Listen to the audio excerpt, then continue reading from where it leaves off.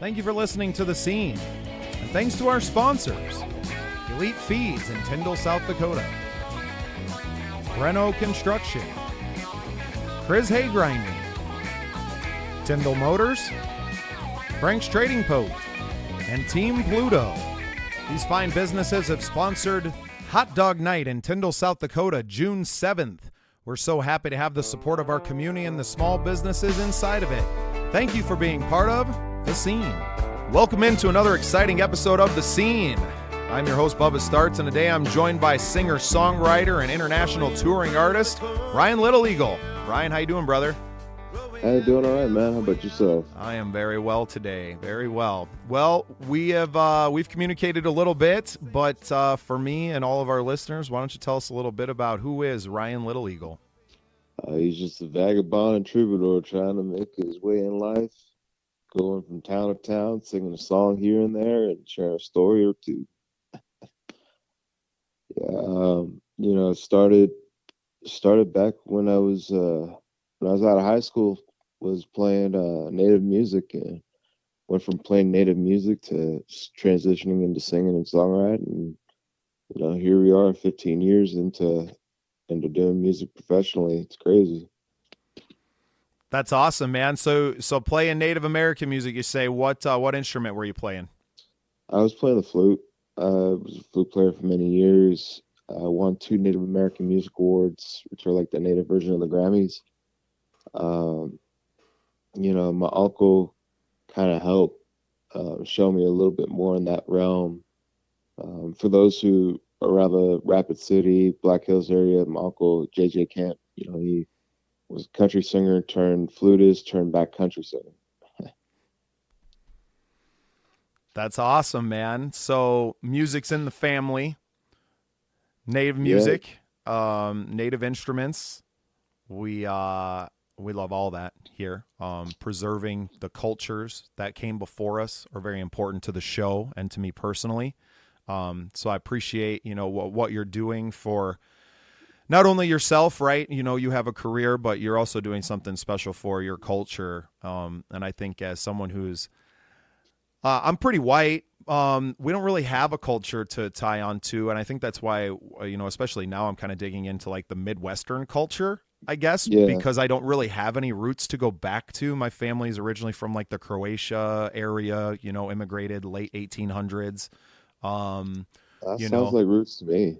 Yeah, well, it's just like we don't know anything about the old country, really. You know what I mean? Some of the food probably made it over and some of the dishes and stuff, but like I don't know what our heritage is. I'm living down in southeastern South Dakota now, and there's a very large Czech culture. So especially in the towns that we're in, Tyndall and Tabor, it's all Bohemian.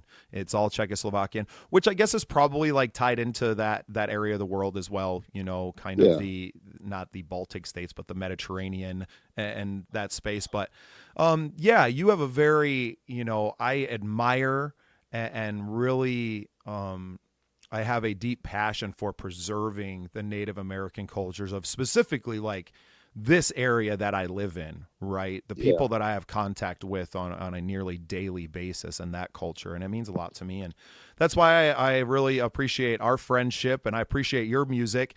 So you feature your flute on the song you sent in for this episode of Love Noise we featured you on, Made for Two. That's you on the flute, right? Yeah. It's a really cool effect on the song, man. Yeah, like I said, that's been a part of my whole music journey. It was starting off with playing the flute, and as I've transitioned into singing, it's just like a part of me I never wanted to let go. So it's kind of like a fusion that I've done, kind of trying to create that like Native Americana style. Native Americana, I like that, buddy. I like that a lot, and that's, that to me kind of embodies the Midwestern AF, embodiment that we're trying to build out here. Is we're trying to embrace all the cultures about here. It's country and the rock side and the Americana and the native and all of that, right? Because we're in such a, South Dakota, especially where we're at, it is such a melting pot. And especially now because this, when you go into Sioux Falls, there's a lot of different cultures now. Oh A yeah. lot of different people that are mixing in the town of Sioux Falls, and I don't think we're as white bread as people think we are out here anymore.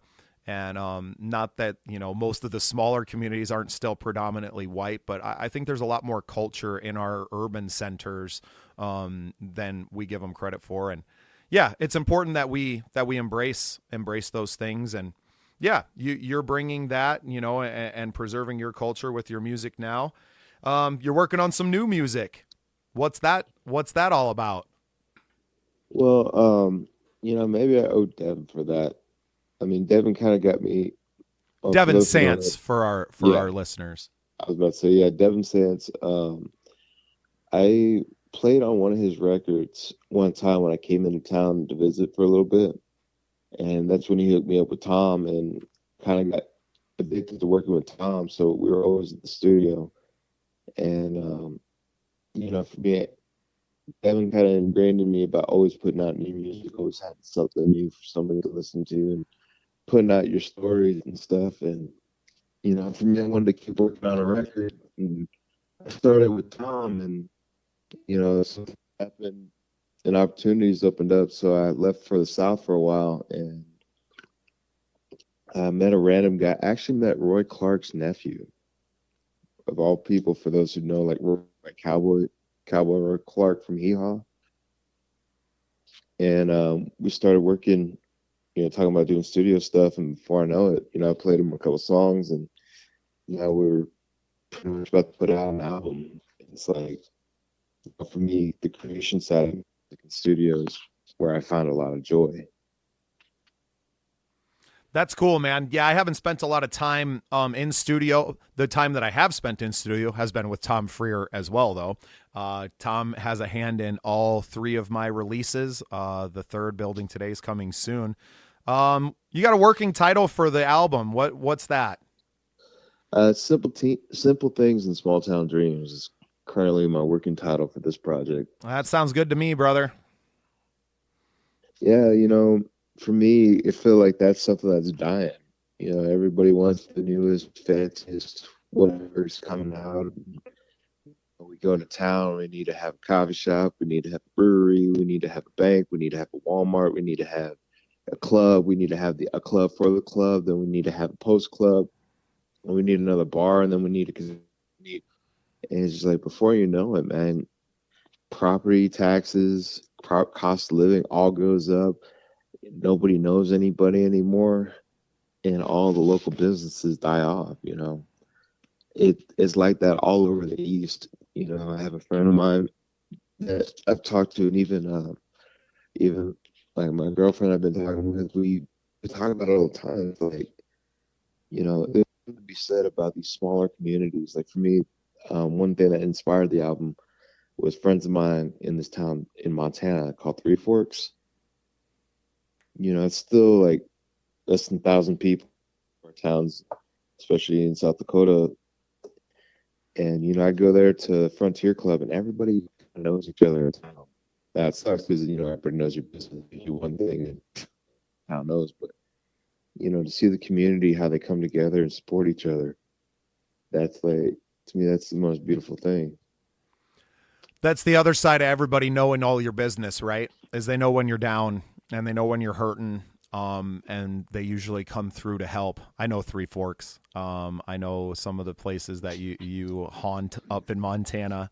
I've spent a little bit of time up in those areas, and yeah, it's important. It's the same thing I'm trying to do here in Tyndall, man. We have a hot dog night, June 7th here for all of our listeners. Come see me in Tyndall. The band's playing a street dance, and we're trying to save our small town events, man, because it's just it's going by the wayside. The Chamber of Commerces are fading and failing to catch up in the digital era. So we're trying to kind of show what those organizations and affiliations between businesses look like in the digital world, and yeah, man, try and save it one small town at a time. I think when we show what we can do in our hometown this year, which has taken a lot of my time, early on, especially for the rest of this month of, planning and organizing and promoting the event. But once we show what we can do here, I plan to go and shop the idea around to plenty of other local, not just local businesses, but the towns themselves, and offering to help them,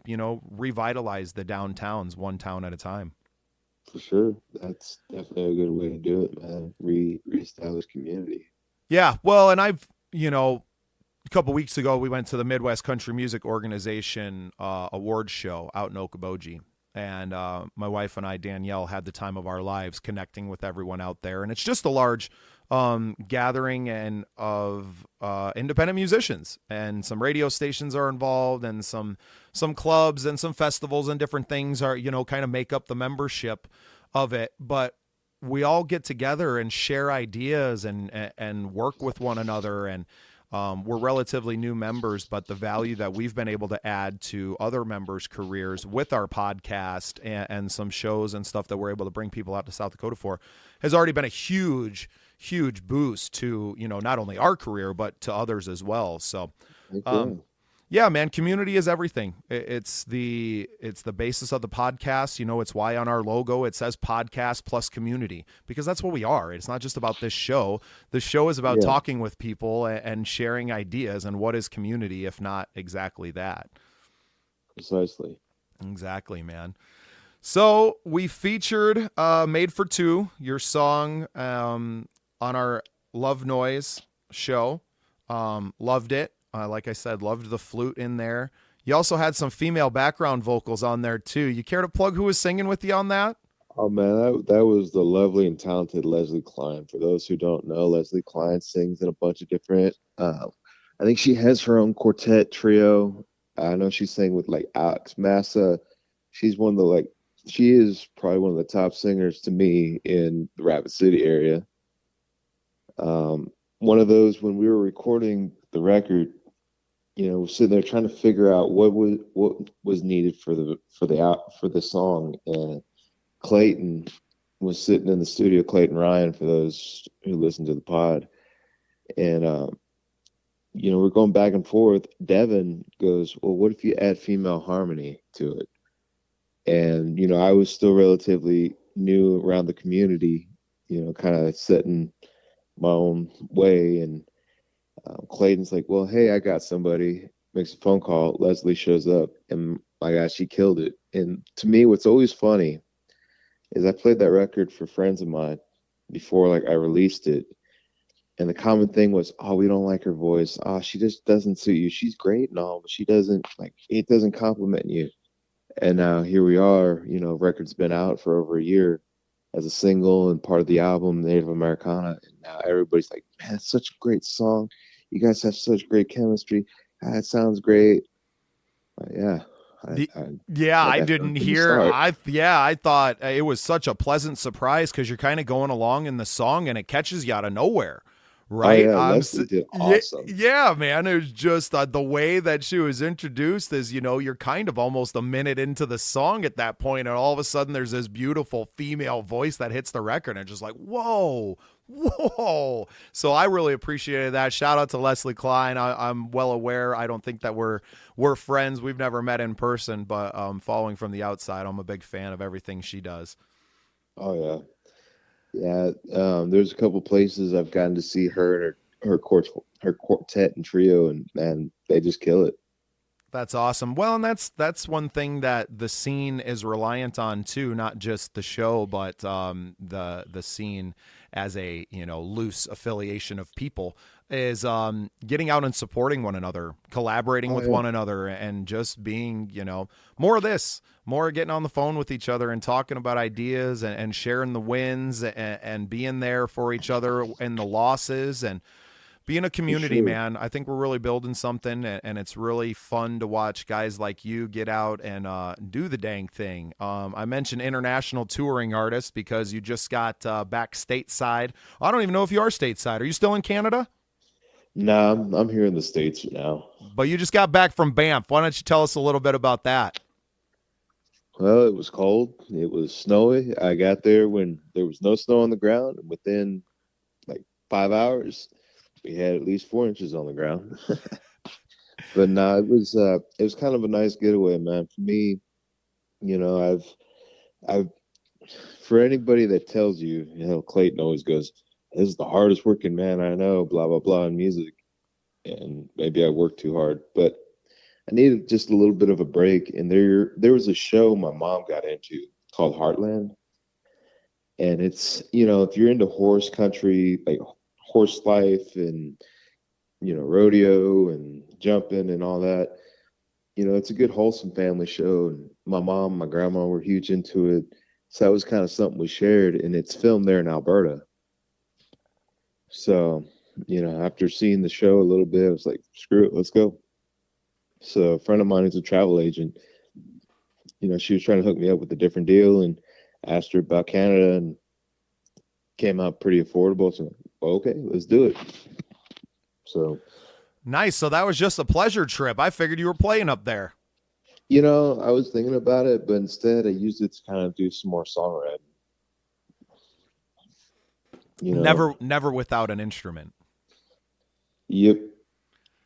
And honestly, it's also kind of scouting out. Like I went to a few different places, talked to a few to try to organize a tour later on. Yeah, And brother. a lot of it, Me and you are one and the same, man. I'm never not working. It don't matter where I'm at. oh yeah, I'd I'll be say in Cancun looking for a gig. I don't care. for real. I'd say this summer is gonna be crazy. Like right now, I think I'm scheduled to do over 100 shows this summer. That's awesome, man. That's awesome. I don't got that many going on, but I got a busy one. And what's fun is that, in our line of work and especially being independent is that we can kind of plan our own Oh trips, yeah, right? We kind of go, hey, this is where I want to go, and being in it for 15 years, I'm a vet of 2 decades now. This is crazy to think. I just turned 38 a couple of days ago, so yeah, since I was 18 and really before that. So, yeah, the old vet here. I can kind of pick and choose what I want to do and go, hey, I got connections up there. I want to go on this weekend, and then as long as I'm far enough ahead of schedule, it's pretty easy to yep, find something, right? Does it, put a bunch of money in the pocket to come home with? No, but it'll probably pay for the trip. We're taking a trip to yep. Minneapolis and going to watch some baseball up there for Father's Day. Nice. Yeah, and then we're gonna go down October Jelly Roll, playing with a good someone we're a big fan of, Alexandra Kay.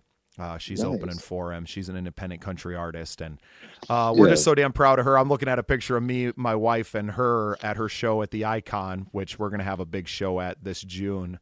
And yeah, to watch her grow to now doing stadiums and European tours and all these things. So meant a lot to us to get down and see her in her hometown of St. Louis.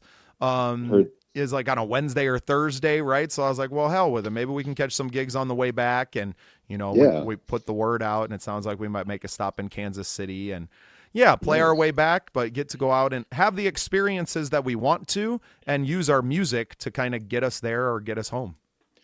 Yeah, I mean that's kind of like how it started. For me, I was playing local stuff. I was playing around the Appalachians for a while, and then just wanted to really start gigging around in Montana. Went out there, scouted out a couple, found a couple, and before you know it, here we are years later. And I'm playing in Montana so much it's ridiculous. But the people there are so amazing and great. It's just like, Well, it's because a lot of people don't make it out there. Like sure. the fact that you're willing to come all the way out to them, and especially when you're getting out into some of these smaller areas, man, they appreciate it.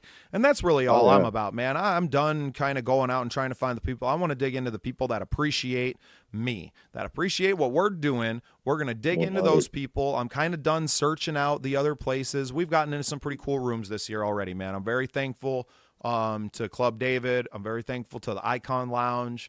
I got a meeting with Justin Heinrichsen, who they also own the Spearfish Public House and the Windsor Oh, Pub. Justin's cool. Justin and his wife are great people, man. They're really great people. They bought Monks, I think, over a year ago ish. And, Sioux Yeah, Falls has just been a trick for everyone. I've played in the room several times. I played in it before they owned it.